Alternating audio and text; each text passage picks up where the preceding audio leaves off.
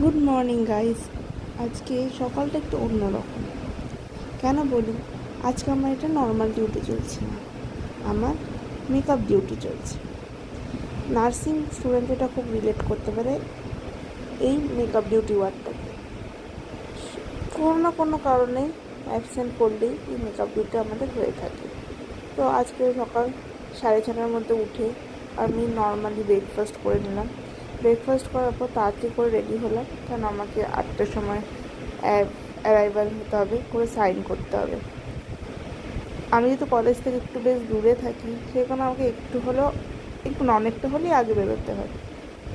তো পুরোপুরি রেডি ফেডি হয়ে 7:30টার দিক করে ঘর থেকে বেরোলাম। আজকে প্রচণ্ড গরম আর প্রচণ্ড রোদ, সেই কারণে ভাবে নিলাম টোটো করে নিই।